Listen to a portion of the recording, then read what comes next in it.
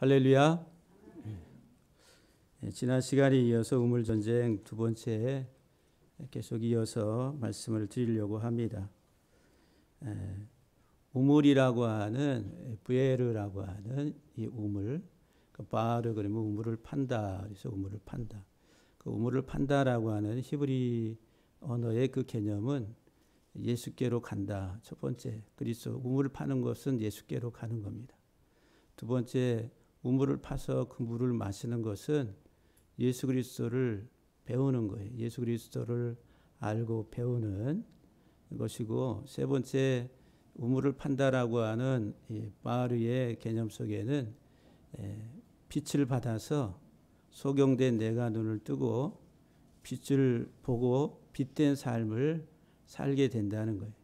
그래서 이제 우리는 평생에 우리의 삶이 우물 파는 인생이라, 그래서 이제 우물 전쟁이라고 하는 그런 말씀을 드리고 있습니다. 우물을 팠는데 이제 오늘 본문을 보게 되면은 18절에 블레셋 사람들이 맞고 흙으로 메웠다. 그래서 블레셋 사람들이 맞고 흙으로 메웠더라. 생명처럼 여기던 우물을 고의적으로 막고 흙으로 이렇게 메우는 이런 행위는 상대방의 재산권을 침해하는 정도에 머무는 것이 아니라 상대방으로 하여금 그 영역을 떠나라고 경고하는 것이고, 전쟁까지 불사하겠다라고 하는 선전포고와 같은 겁니다. 이것은 다시 말하면은 전쟁이 전쟁, 우물을 막는 이런 행위는 전쟁이다라고 하는 거예요. 전쟁. 여기 이제 이 블레셋이라고 하는 이 블레셋 사람들, 팔라시라고 하는 단어에서 왔는데, 이 블레셋 사람들, 그 당시에 이 블레셋 사람들, 이 블레셋 족속은 어떤 족속이었냐면은 그 당시에 여러 다른 족속들보다도 문명이 아주 발달된, 특별히 그 철기 문명, 제철 기술이 발달해 가지고 강력한 하나의 그 무기를 제조하고, 그래서 이제 그 무기를 통해 가지고 강력한 군사력을 가지고 있었던 족속이 이 블레셋입니다. 후에 이제 이 블레셋 족속의 대표적인 장수가 골리앗이에요. 골리앗. 다윗과 싸웠던 골리앗. 그래서 이제 그 투구, 그 다음에 창, 칼, 뭐 이런 것들이 총해서 666g이라고 하는 이제 그런 이제 내용을 우리가 보게 됩니다. 또 이 블레셋의 왕 이름이 아비멜렉이라. 아비멜렉. 나의 아버지는 왕이시다라고 하는. 그리고 또 블레셋 족속의 장수가 나오는데 비골이라고 하는 이런 장수가 나옵니다. 그러니까 이 블레셋 족속은 철기 문명이 상당히 발달해서 이런 하나의 그 철병기를 가지고 강력한 군사 조직을 형성해 오는 그런 족속이었다라고 하는 것을 우리는 성경에서 보게 됩니다. 그러니까 세상의 문명, 세상에 발달된 어떤 문명을 가지고 있는 족속이 블레셋이라는 게, 이 블레셋이 이제 와가지고 그 우물을 막았다 이렇게 말합니다. 그러면 우리들은 이제 이 블레셋 그러면은 그 블레셋 사람들 이렇게 이제 고대의 블레셋 사람들 이렇게 생각을 해요. 근데 오늘날 블레셋은 누구인가? 오늘날의 블레셋이 누구인가라고 할 때, 또 우리들은 그 블레셋이 누구인가라고 제가 이렇게 질문을 하면은 여러분들은 나는 아니고 이제 밖에서 찾으려고 그래요. 이 블레셋이 어디 있냐면 내 안에 있다라고 하는, 내 안에 들어와 있는 세상 문명, 세상 철학, 세상 가치, 이런 것들이 하나님의 말씀을, 하나님의 진리의 말씀을 막아버린다라고 하는 거예요. 우리의 삶 속에서 일어나는 현실적인 우물 전쟁이 어디에서 일어나냐면은 우리 내 안에서 일어나고 있는 거예요. 누구와 싸움이냐면은 나 자신과의 싸움이다라고 하는 거예요. 우리는 어떤 그 삼자와의 어떤 투쟁, 뭐 이런 개념으로 이렇게 이해하려고 하는데 그게 아니라 내 안에서 일어나고 있는 일들이다라고 하는 거예요. 이 블레셋 사람들이 막았다라고 할 때 막다라고 하는 단어가 사탐이라니 사탐. 사탐은 사트 그러면 슈트 그러면 덮다 이 말이에요. 그다음에 탐 할 때 뒤에 맴이라고 하는 문자는 물입니다. 물. 그러니까 물을 덮는다 이런 말이 사탐이. 그래서 막다, 메우다, 폐쇄하다, 잠근다 뭐 이런 의미를 가지고 있어요. 그런데 이제 완전히 무엇으로 막냐 하면은 앞에 있는 이 싸맥이라고 하는 문자가 이게 가시떨기로 완전히 막아버리는 거예요. 가시떨기로 막아버리는 그 우물을 뭘 가지고 막냐 하면은 가시떨기로 그 뒤에는 또 흙으로 메웠더라 그랬어요. 이 사탐이라고 하는 가시떨기로 진리의 말씀을 막아버리는 이게 블레셋이라는 블레셋. 가시떨기 뭐로 막는다고요? 가시떨기 한번 따라합시다. 가시떨기. 성경에 아주 중요하게 나와요. 성경에서 중요하게 가시떨기가 나오는데 이 블레셋이라고 한 족속은 진리를 막는 자, 진리를 대적하는 자. 무엇으로 이 가시떨기를 가지고 진리를 막고 진리를 대적하는 다시 말하면 하나님을 대적하는 대적자들이다라고 하는 거예요. 그래서 이제 이 대적하다라고 하는 말이 사탄이잖아요. 사탄. 사탄, 마귀. 우리는 이제 사탄이라고도 하고 마귀라고도 하고 또 옅뱀이라고도 한다 그랬어요. 그래서 여러분들은 사탄, 마귀, 옅뱀 그러면은 나하고는 아무 상관없는 저 어떤 그런 세력으로 이렇게 인식하는데 그게 아니라 내 안에 들어와 있어요. 내 안에. 이 마귀가 내 안에 사탄이 뭐로 이 블레셋이라고 하는 이런 세상적 가치를 가지고 들어와서 내가 하나님의 말씀을 받아들이고 그 말씀 속에서 성장하려고 하는데 그것을 이제 짓누른다라고 하는 거예요. 그러니까 내 안에서 일어나고 있는 일들이다라고 하는 거예요. 그래서 이 가시떨기가 중요하게 나오는 게 이제 예수님이 내 땅 비유를 가지고 마태복음, 마가복음, 누가복음에서 말씀을 주시죠. 마태복음 13장과 마가복음 4장과 또 누가복음 8장에서 땅 비유를 통해서 돌밭에 떨어지고 하나님의 말씀이 그 다음에 길가에 떨어지고 그리고 가시떨기에 떨어지고 좋은 땅에 떨어졌다 할 때 세 번째 땅이 가시떨기 위에 가시떨기 속에 가시떨기에 말씀이 떨어졌다라고 그렇게 예수님께서 마태, 마가, 누가에서 이렇게 말씀합니다. 마가복음 13장 7절과 22절에 보면은 더러는 가시떨기 위에 말씀이 떨어짐에 가시가 자라서 기운을 막았다. 그랬어요. 가시가 자라가지고 이 가시가 그 말씀의 기운을 막았다 그랬는데 그 기운을 막았다 이 말이 질식시켰다라고 하는 거예요. 질식시켜서 목졸라서 죽였다라고 하네. 하나님의 말씀이 자라야 되는데 그 말씀이 자라지 못하도록 이 막았다라고 하는 이 말이 질식시켜서 목졸라서 죽였다. 그래서 이제 가시떨기에 떨어졌다는 것은 말씀은 드러나 그랬어요. 그러니까 가시떨기 밭이 어떤 밭이냐? 말씀은 들었어요. 말씀을 드러나 세상의 염려와 재리의 유혹의 말씀이 막혔다 그랬어요. 그러니까 세상의 염려와 재리의 유혹으로 말씀이 막혔다. 이 막히다 이 말이 질식시키다 이 말입니다.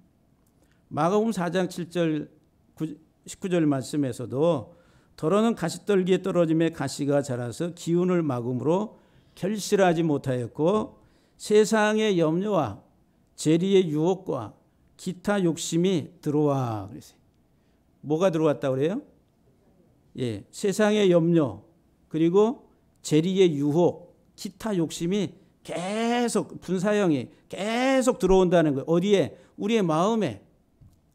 세상의 욕심, 세상의 염려, 재리의 유혹, 기타 욕심이 우리의 마음에 계속 들어와 말씀을 막았다. 말씀을 막아서 결실하지 못하게 했다라고 하는 거예요. 막았다 이 말이 목졸라서 죽였다는 거예요. 질식시켜서 죽였다는 거예요. 누가복음 8장 7절 14절에 보면은 더러는 가시떨기 속에 떨어짐에 가시가 함께 자라서 기운을 막았고 가시떨기에 떨어졌다는 것은 말씀을 들은 자이나 지내는 중에 이 생의 염려와 재물과 향락의 기울이 막혀 말씀을 들은 자인데 지내는 중에 이 생의 염려, 이 생의 재물, 이 생의 향락의 기운이 막혀서 목이 졸려가지고 온전히 결실하지 못하는 자라. 열매를 맺지 못한다라고 하는 거예요. 하나님이 우리를 만드신 궁극적인 목적은 열매 맺는 겁니다. 열매 맺는 거예요. 근데 그 열매가 뭐냐면은 하나님의 형상, 창세기 1장에서 그 하나님의 형상의 열매를 궁극적으로. 근데 예수 그리스도는 하나님의 형상이라. 그러니까는 우리가 어떤 열매를 맺냐면은 그리스도의 형상의 열매를 맺는 거예요. 근데 이 열매는 우리 속사람, 눈에 보이지 않은 이 속사람을 통해 가지고 열매를 맺는다라고 하는 거예요. 그런데 이 그리스도의 형상을 온전히 이루어가는 열매를 말씀의 씨가 들어와 가지고 하나님의 형상에 말씀의 씨가 들어와서 자라서 그 열매를 맺어야 되는데 세상의 염려, 재리의 유혹, 이생의 자랑, 기타 욕심, 향락이 이것을 내 속에 들어와 가지고 이것을 막아 가지고 이 하나님의 형상의 열매가 맺지 못하도록 우리들을 막고 있다라고 하는 거예요. 그게 어디서 일어난다고요? 내 안에서 일어나는 거예요. 내 안에서. 그러니까 지금 내 안에서 아주 사느냐 죽느냐라고 하는 영생이냐 아니면은 영벌이냐라고 하는 이 싸움이 내 속에서 아주 처절하게 일어나고 있는데 우리들이 이거 자각을 못 한다는 거예요. 진짜 자각을 하면. 요새 이제 북한에서 미사일을 몇 발을 쐈다고 우리는 뭐 안보 위협해가지고 막 이야기하잖아요. 선제 타격이 무슨 얘기가 나오고 왜 전쟁 광이냐 뭐 이 얘기가 나오고 하는 게 그 전쟁이 뭐 터질 것 같기도 하고 왜 위협 그런 이제 내가 사느냐 죽느냐 이런 문제를 가지고 우리나라의 어떤 위기 상황들 가지고 얘기하잖아요. 우리가 이 땅에 존재하는 살아가는 이 땅의 백성으로서. 그런데 그거보다 더 심각한 전쟁이 내 안에서 지금 일어나고 있는데 우리들은 몰라요. 그 심각성을 몰라요. 각성이 안 된다라고 하는 거죠. 만약에 북한에서 어떤 움직임이 보이면은 우리나라는 이제 어떤 국방의 어떤 그런 대처의 어떤 아주 그 긴박한 뭐 무슨 메토 해가지고 긴급 어떤 명령을 내려가지고 대비 태세를 하고 어떤 긴장이 고조되고 하잖아요. 근데 우리는 지금 내 안에서 일어나고 있는 이런 전쟁이 아주 치열하게 일어나고 있는데 우리는 그렇게 상태 같아. 우리들은 이 세상의 염려와 이생의 자랑과 재물의 유혹과 이런 것들로 인해 가지고 우리 완전히 얻어 터져 가지고 아주 기력이 다 새 가지고 이 맥이 이렇게 잡으려고 해도 잡히지 않을 정도의 영적 상태를 가지고 있는 그런 존재들이 아닌가 한번 생각해 볼 수 있기를 간절히 바랍니다. 이 가시떨기가 막는다. 가시떨기로 막는다. 이 사탐이라고 하는 막다라고 하는 히브리 단어가 가시떨기가 여기 이제 예수님께서는 첫 번째 이 가시떨기를 세상의 염려라 그래요. 세상의 염려. 마가복음에서는 세상의 염려 그랬어요. 세상. 그다음에 누가복음에서는 이생의 염려라. 그리고 고린도전서에서는 세상 일을 염려하여 마음이 둔하여지고 그랬어요. 여기 보면은 이제 단어가 세상, 이생, 세상 일 이렇게 나와. 세상의 염려 마태 마가에서 말하는 단어는 아이온이라고 하는 단어. 그다음에 누가복음에서 말하는 이생의 염려는 비오스라고 하는. 그래서 이 비오스는 영어에 바이오라고 하는 생명. 그래서 이제 생물학, 바이올라지라고 하는 단어가 여기서 오는 거예요. 그러니까 이 생명, 이건 육적 생명을 이야기한다는 거예요. 그리고 고린도 전서 7장에서 세상 일을 염려하여 할 때 여기서 세상은 코스모스, 예, 헬라어의 코스모스. 단어가 달라요. 코스모스. 그러면 아이온이라고 하는 세상 일, 세상의 염려라고 하는 아이온, 올람이라고 하는 히브리어인데 이 아이온이라고 하는 이 올람이라고 하는 것은 영원, 현재와 미래, 시간을 의미하는 그런 단어로 번역되기도 하는데 영원, 그리고 또 세상 이렇게 번역을 합니다. 그러니까 알쏭달쏭한 그런 개념이. 근데 히브리 개념을 가지고 이야기하면은 숨겨져 있다라고 하는 말. 이게 감추어져 있다. 알람이라고 하는 말에서 올람, 세상이라고 하는. 근데 이게 영원, 뭐 시대 이렇게 번역이 되거든요. 이 말이 무슨 말이냐면은 세상의 염려라고 하는 이 말의 뜻은 알 수 없는 나의 이 세상에서의 나의 삶, 감추어져서 드러나 있지 않는 미래의 나의 삶이 어떻게 될까에 대한 알 수 없는 이 세상에서의 나의 삶에 대한 두려움이란 염려들. 내가 내일 모레 2년 후에 나의 삶이 어떻게 될 것이다 안다라고 하면은 염려하겠어요? 거기에 대해서 대처하고 나가겠죠. 몰라. 내일 일을 몰라요. 오늘 일도 우리들은 잘 모르잖아요. 그러니까 이 세상이라고 하는 것이 감추어져 있다는 거예요. 뭐가? 내가 살아가는 나의 운명의 이 땅에서의 나의 삶 자체가 감추어져 있는 거예요. 감추어져 있는. 그래서 이 감추어져 있는 것을 알려고 어디를 가요? 점집에 가는 거예요. 어디로 가야 되겠습니까? 얼마 가져왔어? 이제 복채를 가지고서 이제 얘기하잖아요. 알 수 없으니까 두려움이 있는 거예요. 내가 잘 될 것인가 아니면 망할 것인가. 자기 미래에 대한 하나의 그 염려. 이게 이제 세상의 염려라니 세상에. 마태와 마가가 말하는 이 세상의 염려. 그런 염려 여러분들이 있어요 없어요? 예? 가득 있습니다. 가득 있는데 한가득 있어요. 한가득. 알 수만 있다면 목사님 기도해서 좀 내가 어떻게 될까요? 그런 유혹들, 그런 유혹 얼마든지 받을 수 있잖아요. 이게 이제 마태와 마가가 이야기하는 이 세상의 염려라. 더러는 가시떨기에 떨어짐에 가시가 자라 기운을 막음으로. 근데 이 가시떨기가 뭐냐 하면은 세상의 염려라. 세상의 염려. 도대체 알 수 없는 내 인생의 운명이 어떻게 될 것인가. 우리 젊은이들 내 미래는 뭘까 고민이 되고 염려가 되고 내가 무엇을 해야 될까 이런 염려들이 있잖아요. 이게 세상의 염려라니 세상의 염려. 누가복음 8장에서는 이생의 염려라. 가시떨기에 떨어졌다는 것은 말씀을 들은 자이나 지내는 중에 이생의 염려. 누가복음 8장 14절에 보면 이생의 to be라고 합니다. 그러니까 이것은 이제 육적인 우리의 이 땅에서의 육적 삶을 말하는 거예요. 이게 생명이래. 육적 생명. 그 육적 생명, 육체에 관한 그런 하나의 그 염려라고 하는 거예요. 그 육체의 생명과 관련된 이런 하나의 염려는 뭐예요? 먹고 사는 문제라고 하는 거예요. 이생의 염려라고 하는 거예요. 이생의 염려, 먹고 사는 문제.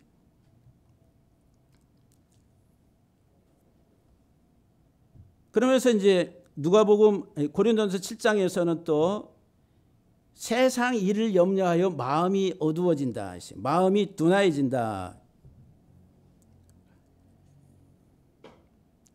고린도전서 7장 33절 34절에 보게 되면은 시집간 자와 장가간 자 이야기가 나옵니다.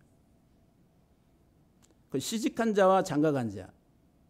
그 시집간 자, 장가간 자는 남편을 기쁘게 하기 위하여 염려한다는 거예요. 그게 이제 세상 일을 염려한다. 남편을 기쁘기 위해서. 거기서 이제 코스모스라고 하는 단어가, 세상이라고 하는 단어가 코스모스. 코스모스 그럼 꽃 이름이 뭐예요? 코스모스. 가을에 피는 꽃, 코스모스. 그 코스모스가 아니라 이 코스모스는 우리가 보통 영어로 우주, 이렇게 세상, 우주라고 이렇게 번역하잖아요. 이건 질서의 질서, 자연의 질서, 조직을 말하는 거예요. 그러니까 이 세상은 질서 조직입니다. 사회도 질서 조직. 이것이 이제 코스모스라고 하는. 이거는 이제 직장과 직업과 생업과 관련되어 있는 일들이다라고 하는 거예요. 그러니까 시집 가면은 자기가 하는 일을 통해 가지고 내가 어떻게 해서 이 남편을, 이 아내를 기쁘게 할까, 이제 이런 세상 일을 가지고 염려를 한다라고 하는 거예요. 세상 일들. 내 미래, 어떻게 될지 모르는 나의 운명, 이 땅에 살아가면서 먹고 사는 문제, 그리고 어떤 직업, 어떤 조직, 사회 속에서 내가 어떻게 살 것인가 라고 하는 이런 세상의 일들로 인해 가지고 염려하는 것이 가시라는 가시. 이게 하나님의 말씀이 자라는데 목을 졸라 가지고 질식시켜서 죽이게 한다라고, 죽게 한다라고 하는 거예요. 이 세상의 염려라고 하는 이 염려, 헬라어 메림나, 염려, 두려움, 걱정이래. 히브리 말로는 따그라, 따그, 염려하다, 걱정하다. 그래서 이제 떼아그 그래, 떼아그. 이 히브리 단어는 구체적이라 했어요. 그 단어의 개념을, 의미를 구체적으로 설명해 줘요. 추상적이지 않고 그냥 걱정하다. 이 걱정하다라고 하는 이 단어, 그냥 걱정하다, 마음에 걱정이 든다, 뭐 이런 그런 개념이 아니라 이 걱정의 구체적 의미를 우리에게 전달해 줍니다. 어떤 의미냐면은 대학이라고 하는 이 단어, 대학이라고 하는 이 걱정이라고 하는 단어는 물질의 상실이래. 이 물질이 다 날아가 버려. 내가 가지고 있는 소유가 사라질까 봐. 예? 첫 번째 의미가. 두 번째로는 또 이 다그 할 다그, 이제 이 증가한다라고 하냐, 번영한다, 번성한다, 증식한다라고 하는, 강력하게 증가하는. 그래서 어떤 이게 이제 염려가 뭐냐면은 없어도 염려, 많아도 염려. 많으면은 이게 어떻게, 이게 사라질까, 이게 걱정이 되고, 없으면은 그거를 어떻게 하면 가질 것인가라고 하는 것에 대한 하나의 염려라고 그래요. 염려. 그 물질적인 것이다라고 하는 거예요. 강력하게 더 갖고자 하는 욕망들, 욕구들.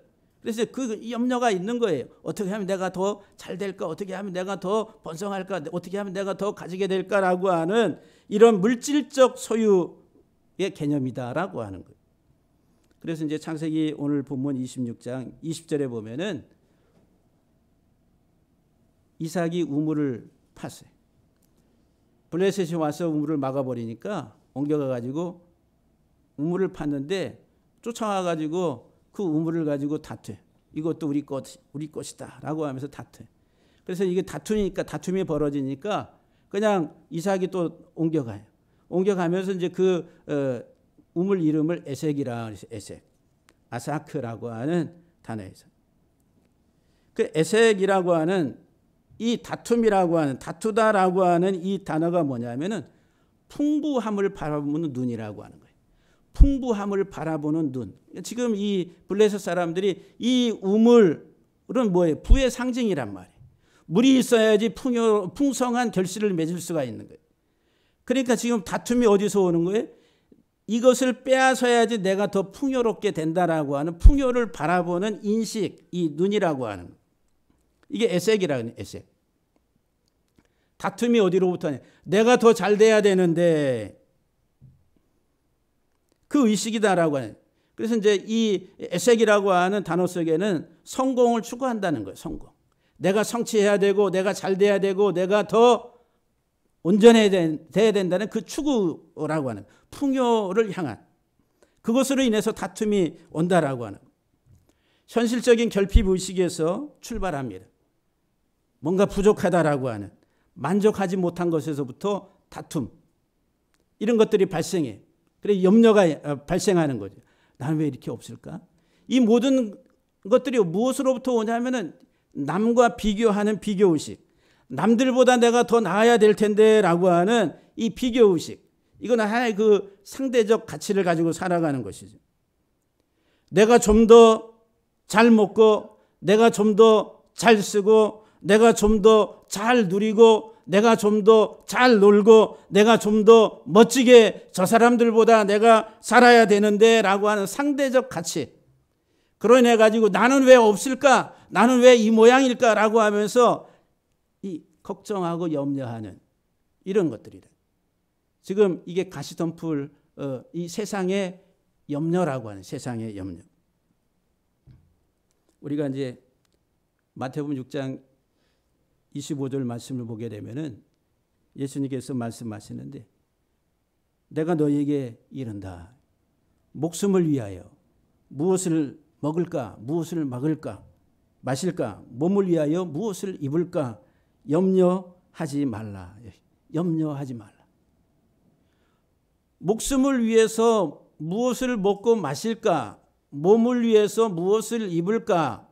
이건 다 세상 사람들이 일반적으로 육적 바이오의 생명을 가지고 살아가는, 육적 생명을 가지고 살아가는 이 땅의 사람들의 가치라는 것. 그러니까 나를 뭐로 표현합니까?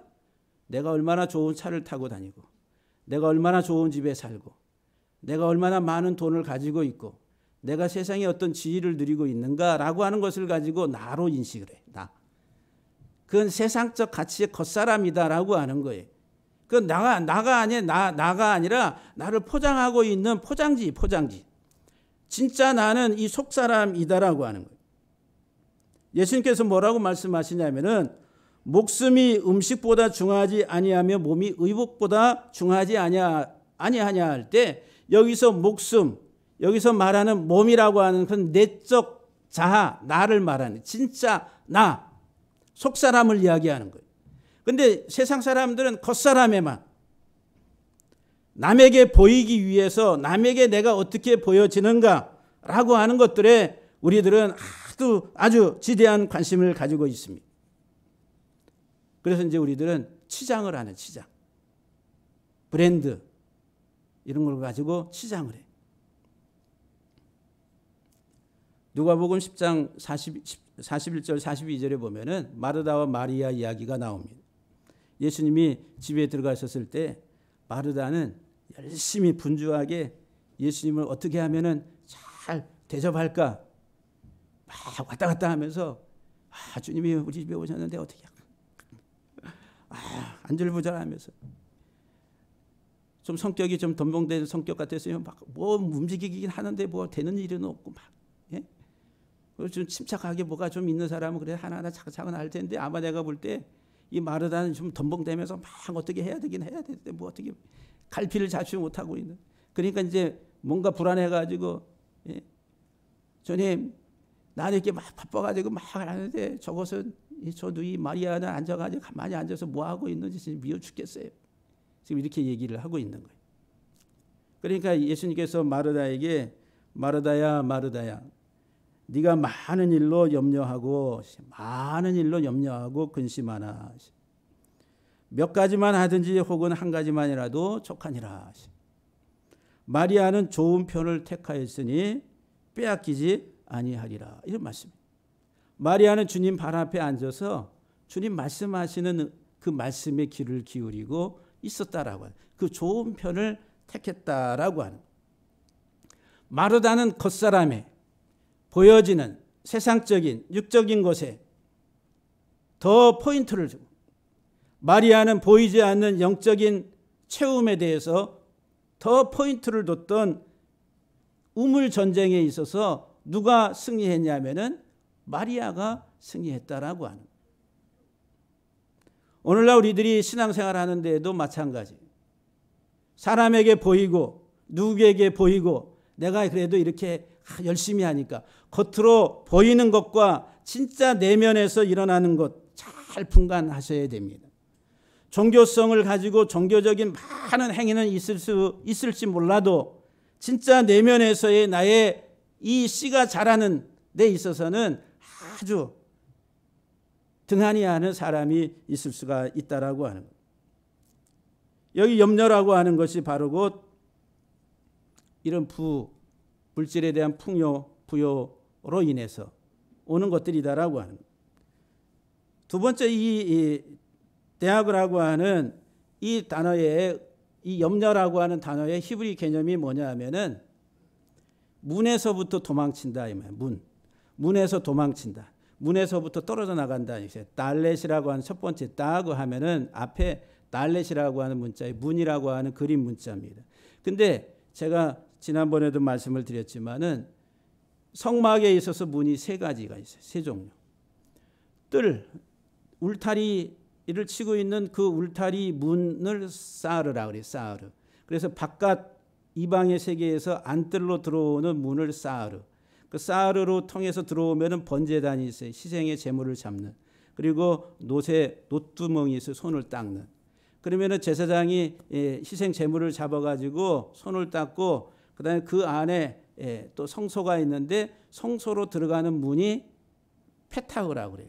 성소로 들어가면은 그 성소에서 그 다음 그 가장 깊은 곳에 이 휘장이 쳐져 있어요. 그 휘장으로 쳐져서 그 안쪽을 지성소라고 그래요. 지성소. 그래서 지성소로 들어가는 문을 가리켜서 달렛이라고 그래요.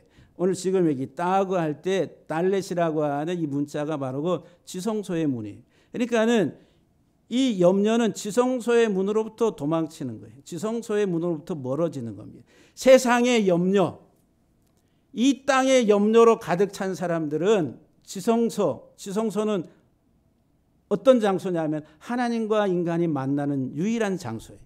모든 것이 회복이 돼서 하나님을 만나는 에덴 동산의 회복의 장소가 지성소라고 하는 거예요. 속죄소 위에서 내가 너희를 만나겠다라고 말씀하세요. 하나님을 만나는, 하나님의 얼굴을 대면할 수 있는 유일한 장소가 지성소. 그 지성소의 문으로부터 벗어난다 이 말. 하나님의 낯으로부터 막 점점 더 멀어져 가는 거예요. 아담과 하와가 에덴 동산에서 범죄했을 때 하나님이 아담아 부르니까 하나님의 낯을 두려워서 하나님의 낯을 피하여 숨었다 그랬어요. 하나님의 낯을 피해서. 하나님의 낯을 피해서 이 말 도망쳤다 이 말이. 생명의 근원 되신 그 하나님께로부터 도망치는, 멀어져 가는, 이게 세상의 염려로 살아가는 인생이다라고 하는 거예요. 누가복음 21장 34절에 보면은 너희는 스스로 조심하라. 그렇지 않으면 방탕함과 술 취함과 생활의 염려로 마음이 둔하여지고 뜻밖의 그날이 덕과 같이 너희에게 임하리라. 술 취함과 방탕함, 생활의 염려, 세상에 속한 이와 같은 것들로 염려하며 살아가는 사람들은 마음이 둔하여져서 하나님의 생명에서 멀어져 가는데 뜻밖의 그날은 심판의 마지막 종말의 때를 말합니다. 덕과 같이 이른다라고 말씀을 줍니다. 누가복음 15장에 보면은 탕자 이야기가 나오죠. 두 아들이 있는데 둘째가 아버지에게 아버지의 재산 중에서 내게 돌아올 분깃을 내게 주소서. 아버지가 그 분깃을 나눠 가지고 큰 아들하고 둘째 아들의 몫을 줍니다. 그러니까 둘째 아들이 며칠이 안 돼 가지고 그 재산을 다 모아 가지고 먼 나라로 가서 거기서 허랑방탕하여 그 재산을 탕진했다. 먼 나라로 갔다. 그래서 허랑방탕하게 그리고 재산을 탕진했다. 그 재산을 아주 무가치하게, 이것은 하나의 그 탐욕의 사람을 말합니다. 청지기 의식을 망각하고 자기 것으로 착각하고 살아가는 그 인생. 우리 이 땅에 살아가는 동안에 우리는 하나님의 자녀, 또 하나님의 청지기로서의 삶을 살아가는데 우리 속에 탐욕, 이 세상적인 탐욕이 들어오면은 우리는 착각을 해요. 내 인생은 나의 것이다. 이렇게 착각을 해. 그게 세상이 주는 속삭임, 달콤함이라. 내 인생은 나의 것. 네가 하고 싶은 대로 네 마음대로 하고 살아. 이게 세상이 주는 달콤함. 그래서 내가 수고하고 애써서 벌어서 내가 얼마만큼 쌓았다 그러면 이거 다 내 거야. 그러니까 내가 마음대로 할 수 있어라고 하는 이런 착각을 하게 한다는 거예요. 절대로 그렇지 않다라고 하는. 둘째 아들이 자기에게 분깃을 나눠줬다고 그래서 자기 것인 줄 알고 착각을 하고 무가치하게 방탕하게 다 탕진했다라고 기록합니다. 이게 이제 이 세상의 염려라고 하는 것들로 발생된 하나의 결과물이다라고 하는 것. 하나님부터 멀어져 가는. 두 번째 이 가시떨기가 재물의 유혹이라 하죠. 재물의 유혹. 마태복음, 마가복음에서 재물의 유혹이라. 또 누가복음 8장 14절에서는 이생의 재물이라 하죠. 이 가시떨기가 뭐냐면은 재물이에요. 재물. 재물의 유혹. 이 재물이라고 하는 이 단어가 주는 오세르라는 오세르. 농경 문화에서 농사를 져가지고 많은 곡식을 얻는다. 그게 이제 기본적인 개념이죠. 근데 여기에는 이제 복합적인 많은 의미들이 있어요. 아주 중요한 이 부라고 하는 부요하다라고 하는 이 단어가 주는 열매를 맺어서 풍성해지는 것. 이게 부요함이다라고 하는 거죠. 그런데 이제 열매를 맺다 해서 뒤에 이제 레시라고 하는 문자가 이게 이제 우두머리 첫 번째라고 하는 그런 개념을 가지고 있어요. 그러니까 이 풍요로워지면은 우리 속에는 뭐가 되고 싶어요? 우두머리가 되고 싶은 거예요. 그래서 이제 가장 많은 한 기업체에 있어 그 기업체에 있어서 가장 많은 지분을 가지고 있는 사람이 뭐가 돼요? 우두머리가 되는 거예요. 회장님이 되고 사장님이 되고. 그게 이제 오세르라고 하는 부의 의미, 단어가 우리에게 전달해 주는 개념이라는 거예요. 그러니까 세상에서 내가 으뜸이 되고자 할 때, 내가 최고가 되고자 할 때, 내가 최상이 되고자 할 때 뭐예요? 풍요로워야 된다. 많은 부를 소유해야 된다라고 하는 개념이 발생하는 거예요. 세상에서. 이게 세상적 가치다라고 하는 거예요. 그래서 이제 이런 이제 재물의 유혹을 받게 됩니다. 여기 이제 재물의 유혹이라고 하는 말이 유혹, 이게 이제 기만이라는 기만, 속임수, 기만. 재물이 우리를 속인다라고 하는 거예요. 뭐가 우리를 속여요? 재물. 재물로 인해서 우리들은 속고 살아요. 이 세상에서. 하나님의 진리의 말씀을 따라가야 될 우리의 운명의 삶이 세상의 재물로 인해 가지고 속고 살아요. 그래서 이제 하나님의 진리의 길에서 벗어나서 우리는 속고 살아가요. 그런데 이 땅의 수많은 대다수의 사람들이 다 뭐를 추구하며 살아가요? 이 재물을 추구하면서 살아갑니다. 물질을 추구하면서 살아가요. 그래서 여기 속이다라고 하는 이 단어가 라마라고 하는 말이에요. 근데 속이다라고 하는 라마의 구체적 개념이 뭐냐면은 높아짐으로부터 발생한다는 거예요. 높아지려고 하는 욕구로부터 속이는 거예요. 내가 저 사람을 속여. 내가 그래서 재물을 취해. 궁극적으로 뭐 하려고? 내가 으뜸이, 내가 최고가 되고자 하는 그 욕망이라는 거예요. 높아짐으로 발생하는 것이 이게 속임이다라고 하는 거예요. 왜 속여요? 내가 낮아지고 추해지고 저 사람에게 내가 깔보일까 봐. 예? 내가 비천해 보일까 봐. 거짓말하게 되고 속이게 되고 하는 그런 이유가 내가 높아지고 자기 자신을 겉사람의 나의 모습이 짓밟히는 것을 싫어해가지고 우리들은 속인다는 거예요. 속인다라고 하는 그런 개념.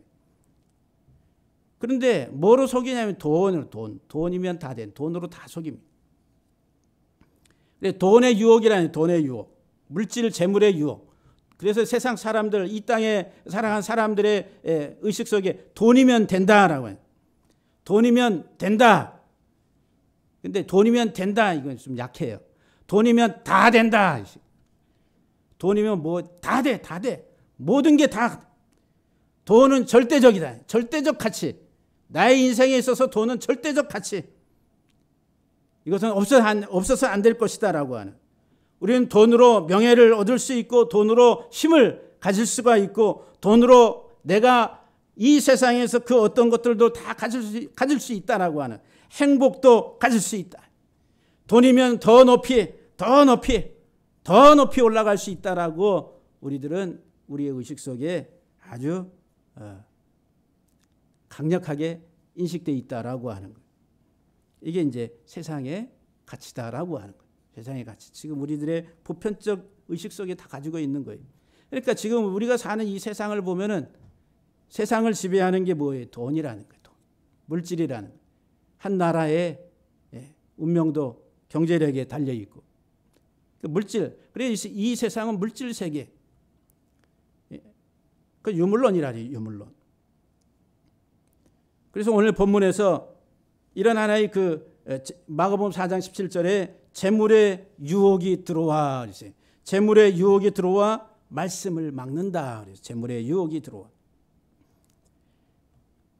근데 이 유혹이라고 하는 게 속임이라는 속임. 재물의 속임이라.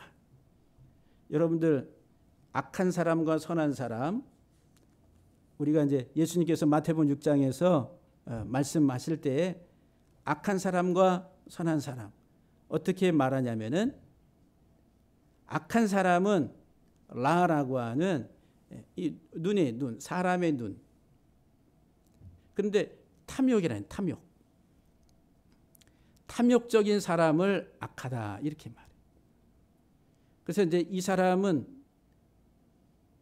자기밖에 몰라. 자기의 부를 위해서 온갖 탐욕을 가지고 있는 사람이 악인이다. 그런데 선인은 누구냐 하면은 의로운 사람. 그 의롭다 이 말은 구제한다 이 말이에요. 가난한 자에게 나눠주고 구제하는 자기 소유를 가지고서 풀어서 나눠주는 사람이 의인이라. 그게 이제 선한 청지기의 삶이다라고 하는 거죠. 근데 악인은 자기가 자기의 소유가 자기 것인 줄 알고 자기 소유욕에 사로잡혀서 더 많이 갖고자 하는 사람이 악한 사람들이다. 그래서 이제 그 당시 종교인들이 더 많은 물질적인 것을 취하려고 종교를 이용했다라고 하는 거예요. 악하다 이 말이죠. 그런데 이제 지금 이 재물의 유혹으로 말미암아서 우리가 하나님의 말씀이 내 안에서 자라는데 그것을 막아버린다라고 하는 거예요. 그래서 이 재물의 유혹이 결국 우리를 속이고 그리고 하나님의 말씀을 대적하게 되는. 예레미야서 9장 6절에 보게 되면은 예레미야 선지자가 뭐라고 말씀하시냐면은 네가라고 하는 말은 예루살렘, 이스라엘, 예루살렘이 사는 곳에 이스라엘이 사는 곳이 속이는 일 가운데 있도다. 이스라엘 족속들이 사는 곳이 속이는 일 가운데 있다. 그러니까 그들의 삶 자체가 속이는 거예요. 라마라고 한. 그들은 속이는 일로 나를 알기를 싫어했다. 하나님 알기를 거절했다라고 하나님께서 말씀하시. 여호와의 말씀이니라. 이스라엘 백성들의 삶 자체가 서로 속이고 속고 그 앞절을 보게 되면은 예레미야서 9장 5절 4절 그 앞절을 보게 되면은 서로 속이는 그런 일들로 아주 그냥 그 온 나라가. 그래서 이제 그들이 사는 곳이 뭐냐? 속이는 일 가운데 있도다. 이렇게 말합니다. 그래서 하나님 알기를 거절하는, 하나님을 대적하게 되는 그런 결과를 가져오게 됐다는 거예요. 26장 오늘 21절에 보게 되면은 두 번째 우물을 팠는데 그 우물을 팠을 때 또 와서 다퉈요. 다투니까 또 그냥 두고 떠납니다. 떠나면서 그 우물 이름을 신나라 이렇게 신나. 히브리 발음으로 말하면 시트나. 시트나라고 하는 이 단어의 의미가 뭐냐면 적대, 대적이란 말이에요. 이 단어의 어원이 사탄이에요. 사탄. 대적하다, 적대하다. 그러니까 사탄. 우리가 사탄 그러잖아요. 명사로 사탄. 우리가 이제 사탄, 마귀. 지금 여기 블레셋이 사탄이란 말이에요. 사탄. 가시덤불을 가지고 덮는데 그게 이제 지금 적대하고 있다는, 대적하고 있다는 거예요. 누구를? 이삭을, 진리의 우물을 파고 있는 이삭을 대적하고 있는 거예요. 사탄의 역할을 하고 있다라고 하는 거예요. 그래서 이 사탄이라고 하는 이 단어의 의미가 이 뱀의 이빨의 활동이라는 거예요. 그래서 뱀이 한번 물면은 그 독을 품고 있어서 물리면은 죽잖아요. 그래서 사탄은 생명을 멸하는 자예요. 우리의 생명을 멸하는 자. 근데 지금 여러분들 뱀에게 물렸습니까? 이건 하나의 이 땅에 여기 뭐 산에서 또는 늪에 가서 발견되는 그런 뱀. 지금 여러분들 사는 삶 속에서는 뱀을 보기 힘들잖아요. 근데 이것은 그런 물리적인 그런 뱀이 아니라 영적인 사탄 뱀을 말하는. 지금 뱀에 물렸는지 안 물렸는지 몰라요. 근데 뱀이 문다 이 말은 어떤 사탄이라고 하는 말은 뱀의 가르침이라네. 뱀의. 에덴 동산에서 하와를 꼬일 때도 거짓으로 하나님의 말씀을 변질시켜버리는, 그래서 하나님의 말씀에 불순종하고 하나님의 말씀에서 떠나가게만. 그래서 이 사탄이라고 하는 말은 길을 잘못 들게 하다 이런 뜻이. 뭐로? 잘못된 가르침으로 인해 가지고. 근데 그 뱀의 가르침이 뭐냐 하면은 현상세계나 물질세계, 이 세상. 그래서 지금 이 가시떨기가 뭐라고? 이 생의 염려, 이 생의 재물, 이 생의 욕심, 이 땅의 것들을 가지고 유혹을 하는 거예요. 그러니까 이 세상의 현상세계의 것들에 주목하게 만드는 것, 이게 뱀의 가르침이라. 그래서 이 땅에 살아가는 사람들이 다 뭐에 주목해요? 이 세상 현상 세계의 물질 세계에 다 주목하면서 그것이 인생의 목적인 것처럼 알고 살아가게 만들어버렸다는 거예요. 누가? 뱀이 그렇게. 사탄이 그렇게 만들었다는 거예요. 그래서 우리의 의식 속에는 이미 이런 뱀의 동물이 많이 들어와 있습니다. 안 놀라시네. 예? 근데 이게 너무 좋아. 너무 좋으니까 이거를 뽑아내려고 하지 않아요. 뱀에 물리면 어떻게 해? 첫 번째, 입으로 갖다가 칵 물어서 거기에 독이 퍼지지 않도록 그 독을 뽑아내라고 하잖아요. 첫 번째. 그리고 다리를 묶어가지고 다른 부위로 이렇게 확산이 되지 않도록 처치를 하라고 그러잖아요. 그리고 우리 속에 들어와 있는 이런 동물이 무엇인지를 알고 그것을 뽑아내고 그리고 그것이 우리 안에서 역사하지 못하도록 해야 된다는 거예요. 근데 이 블레셋은 계속 적대적으로 갖다가 이 가시떨기를 갖다가 메꾸는 거예요. 그 가시떨기가 뭐예요? 이 세상이 재물의 유혹이다라고 하는 거예요. 에베소 4장 22절 말씀에 보면은 너희는 유혹의 욕심을 따라, 이 유혹이 속임이라는 거예요. 유혹의 욕심을 따라 썩어져가는 구습을 따르는 옛사람을 벗어버리라 그랬어요. 그 옛사람은 겉사람이에요. 겉사람. 이 세상의 땅에 속한 우리의 성질들을 말합니다. 우리의 눈에 보이는 현상세계, 먹고 입고 사는 문제로 걱정 근심하고 무엇을 먹을까 입을까 마실까, 내가 이 세상에서 어떠한 직장에 가서 어떠한 삶을 통해서 어떠한 부를 누리고 내가 성공할까라고 하는 이 세상의 일들, 우리 인생의 목적이 돼서 살아가는 사람이 옛사람이다라고 하는 거예요. 그게 자랑거리가 아니라고 하는 거죠. 그런데 우리들은 이런 겉사람을 가지고 우리들은 나다라고 착각을 해가지고 자랑을 해요. 그거를 가리켜서 가짜 인생이라고 말합니다. 제가 지금 눈물이 나려고 해요. 다 가짜 인생으로 살고 있는데 가짜 인생인 것을 알지 못하는,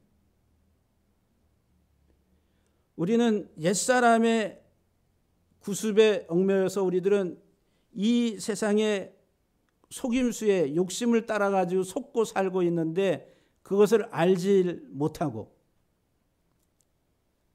하나님의 말씀이 이 땅에 이 밭이라고 하는 이 땅에 뿌려져서 자라서 하나님의 그리스도의 형상을 열매 맺어야 되는데 열매 맺지 못하도록 다 목 잘라가지고 자라지 못하게 온통 세상의 것들에 관심을 기울이고 살도록 만드는.